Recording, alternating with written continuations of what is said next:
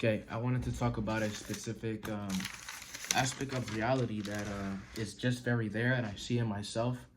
I see it in myself. So, and I know that every human being is quite similar, just in their own imagination bubble.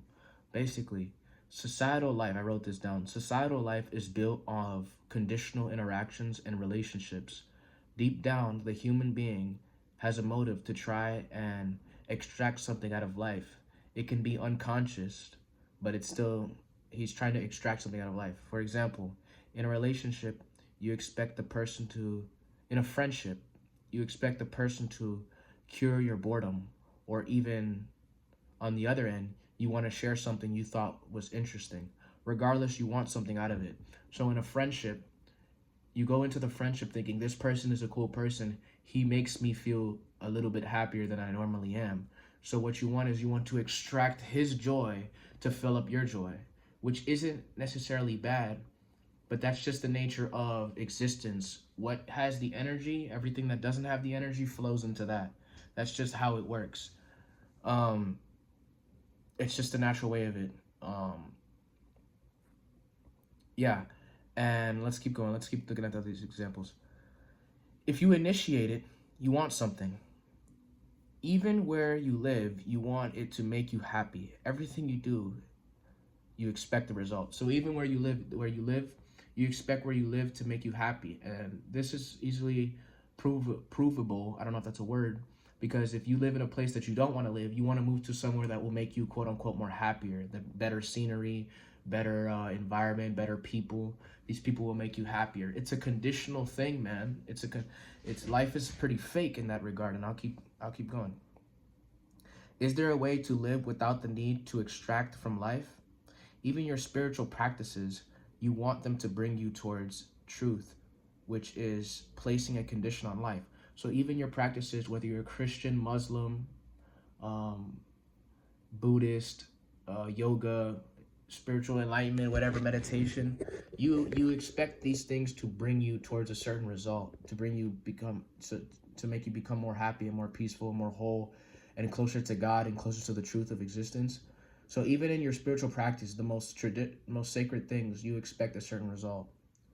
You know, you taking from it. You're not living life pure. You have this expectation of things in life, which kind of destroys the life that everything is, because you're looking at something and you're trying to extract from it. Oh, meditation, I will get enlightened from it. Oh, Christianity, oh, I will go to heaven. Yeah, I want to go to heaven. Me. Um, Islam, the same thing. Buddhism, I want enlightenment. You know, um, when when an average man, oh yeah, let's talk about this too. When an average man looks at a woman, he wants her because the way she looks. He has bias based on that. He, yeah, it's not necessarily sad. It's just what it is. So it's not necessarily sad to look at life like that, but the average man, he wants something out of this girl. The way she looks, it gives him butterflies in his stomach. It brightens up his mood. He wants something out of her looks. That's what he wants. And it's sad. Like I can tear up about it, but that's just the way it is. Like, people want something out of somebody, and the reason why I'm crying or not crying, but like have tears and kind of emotional with it, is because even myself, you have a bias towards certain people and things. People who are successful, you can only care for them. You don't care for your poor guy, the poor average man. You don't care for the ugly girl. You don't, and that's just the reality of it. Your career choice, you want it to give you money and fame and even happiness.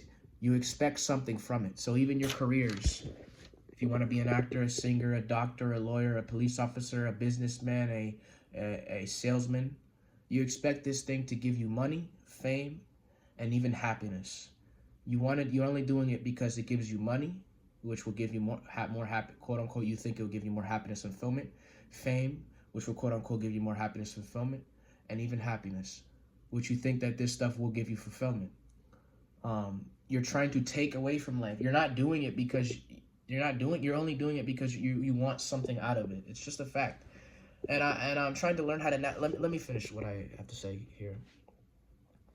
People will say they care for everyone the same, but in our first world countries, we look for people who are capable, not your poor man. Even a spiritual, even in a spiritual sense, you favor the enlightened man and love him more than the poor negative man. You you love the beautiful girl because she gives you butterflies. You love the rich man because he offers inspiration.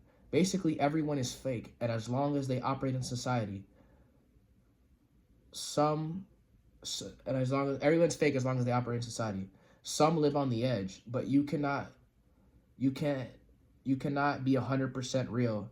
There will always be a bias. So some people live on the edge, the spiritual edge, but you cannot operate in society if there is not a conditional bias within yourself, right? There's not a conditional bias. Even the most subtle thing that you wouldn't even think is a bias would be a bias. For example, I look at everybody the same. Even that is a bias in itself. You're conditioning your mind to look at everybody the same. Even that is a bias. Even that you have to let go in order to see life in its purest form. Otherwise, you're going to be seeing it through the lens of I look at everything as equal. That's a bias. You have to let everything go. You know, but you cannot operate in society like this. In physical society, like even your enlightened beings who are alive today, they're only alive and operating in the world because they chose a conditional bias. They are a little bit more loosey goosey and malleable with their bias that they create in their mind, depending on the certain activity that they're in. They change their bias to make them more fit to do a certain activity, right? Like maybe they need to do a specific, ceremony here, so they have to change their energies to align with that. Maybe they're talking to people here, so they have to make their stuff more friendly and more, societal in order to like communicate with people. But all in all, they need a certain bias. In this life, you need a certain bias, and everybody is operating with this bias, and I have the biases as well. I care more. I'm not saying my real self cares more, but this person who's been brought up, who plays the character Julius, which is what I'm playing, he has been brought up to care more about the successful person, the people who do big things in the world. He cares more about him. He doesn't give a fuck about a homeless person at all. He doesn't pay him no mind. He doesn't care at all.